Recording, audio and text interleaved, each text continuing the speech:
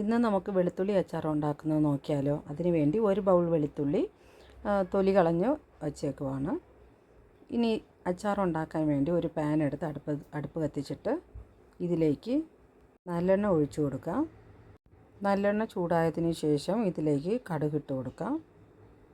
കടുക് പൊട്ടി വന്നതിന് ശേഷം ഇതിലേക്ക് കറിവേപ്പില ഇട്ട് കൊടുക്കാം. ഇനി നമുക്ക് അടുപ്പൊന്ന് ഓഫ് ചെയ്ത് വയ്ക്കാം. ഓഫ് ചെയ്ത് വെച്ചിട്ട് വേണം വെളുത്തുള്ളി എല്ലാം ഇട്ട് കൊടുക്കാൻ. അങ്ങനെ ഒരു ബൗൾ വെളുത്തുള്ളി, ആവശ്യത്തിനുള്ള ഉപ്പ്, 2 സ്പൂണ് മുളക് പൊടി, 1/2 സ്പൂണ് ഉലുവപ്പൊടി, ഇച്ചിരി മഞ്ഞൾപ്പൊടി, ഇച്ചിരി കായപ്പൊടി ഇട്ട് കൊടുത്തിട്ട് നമ്മൾ ഇനി അടുപ്പ് കത്തിക്കാം. അടുപ്പ് കത്തിച്ചേച്ച് നമുക്കിതൊന്ന് നന്നായിട്ടൊന്ന് മിക്സ് ചെയ്ത് കൊടുക്കാം. തീ സിമ്മിൽ വെച്ചിട്ടാണ് നമ്മൾ വേവിക്കേണ്ടത്. ഇത് നന്നായിട്ടൊന്ന് മിക്സ് ചെയ്ത് കൊടുത്ത് നമുക്ക് ഉപ്പും എരിവും ഒക്കെ കറക്റ്റാണോ എന്ന് നോക്കാം. ഞാൻ നോക്കിയപ്പോഴാണെങ്കിൽ ഇച്ചിരി എരിവ് കുറവായിരുന്നു.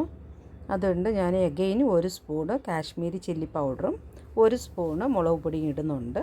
അങ്ങനെ ടോട്ടൽ 4 സ്പൂണ് മുളക് പൊടിയാണ് ഇതിലേക്ക് ഇട്ടത്. ഇച്ചിരി ഉപ്പും കുറവായിരുന്നു. ഇച്ചിരി ഉപ്പും കൂടെ നമുക്ക് ഇട്ട് കൊടുക്കാം. എന്നിട്ട് നന്നായിട്ടൊന്ന് മിക്സ് ചെയ്ത് ഇതൊന്ന് ഇച്ചിരി വെളുത്തുള്ളിയൊക്കെ വേകുന്നവരെ നോക്കാം. അത് കഴിഞ്ഞിട്ട് 1/2 കപ്പ് വിനിഗറാണ് ഒഴിച്ചു കൊടുക്കുന്നത്. ഇത് നാടൻ വിനിഗറാണ് ഒഴിച്ചു കൊടുക്കുന്നത്. ഇത് നമ്മൾ വിനിഗർ ഒഴിച്ചു കൊടുത്താൽ ഇത് കേട് കൂടാതെ ഒത്തിരി ദിവസം ഇരിക്കും. 1/2 കപ്പ് വിനിഗർ ഒഴിച്ചു കൊടുത്തിട്ടുണ്ട്.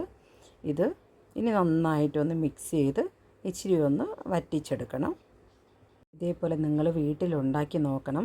നമ്മൾ പുറത്തുനിന്നും മേടിക്കുന്ന അച്ചാറിനേക്കാളും ഇത് നല്ല ടേസ്റ്റാണ്.